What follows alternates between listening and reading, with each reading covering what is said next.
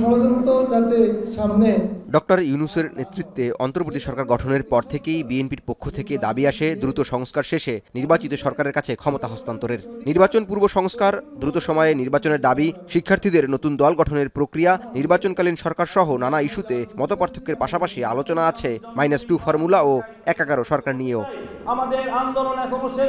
এমন অবস্থায় শনিবার সকালে জাতীয় প্রেস ক্লাবে জিয়া পরিষদের আলোচনা সভায় বিএনপি স্থায়ী কমিটির সদস্য আমির খসরু মাহমুদ চৌধুরীর মন্তব্য, নির্বাচিত সরকারের কাছে ক্ষমতা হস্তান্তর ছাড়া অন্য পরিকল্পনা থাকলে পরিণতি ভালো হবে না।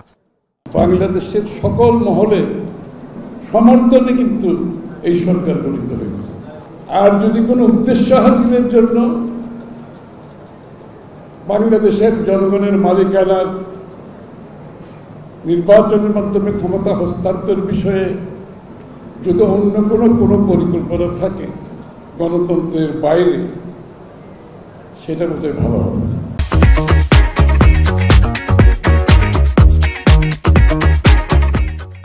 প্রেস ক্লাবের পৃথক আরেকটি আলোচনা সভায় দলের স্থায়ী কমিটির সদস্য সেলিমা রহমান বলেন, দ্রুত নির্বাচন না হলে দেশে সমস্যা বাড়বে ও গণতন্ত্র নস্যাৎ হবে।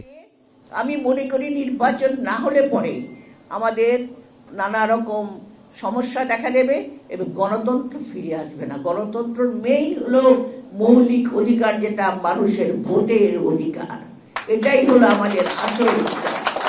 এছাড়াও দ্রুত নির্বাচনের রোডম্যাপের দাবিতে প্রেস ক্লাবের সামনে আয়োজিত সমাবেশে বিএনপি চেয়ারপারসনের উপদেষ্টা আব্দুস সালাম বলেন, অন্তর্বর্তী সরকার ব্যর্থ হলে ১/১১-র মতো ষড়যন্ত্র হতে পারে। আর নির্বাচনে বিএনপি কখনো ভয় পায় না, যে কারণে ৩ মাস, ৬ মাস, ৯ মাস আমাদের কিছুই আর যায় আসে না। কিন্তু যায় আসে যখন দেশটা নিয়ে ষড়যন্ত্র চলে, যখন পরাজিত ফ্যাসিবাদ আবার ক্ষমতা আসতে চায়, যখন পরাজিত ফ্যাসিবাদের সাথে আপোষ করে অনেকে ক্ষমতা ভোগ করতে চান। কোনো শক্তি কিংবা পক্ষ যেন দেশবিরোধী ষড়যন্ত্রে লিপ্ত না হতে পারে সে বিষয়ে নেতাকর্মীদের সতর্ক থাকার আহ্বান বিএনপি নেতৃবৃন্দের। বিএনপিকে ভয় দেখায় লাভ নাই। জাওয়াদ মাহমুদ, এখন, ঢাকা। মানুষের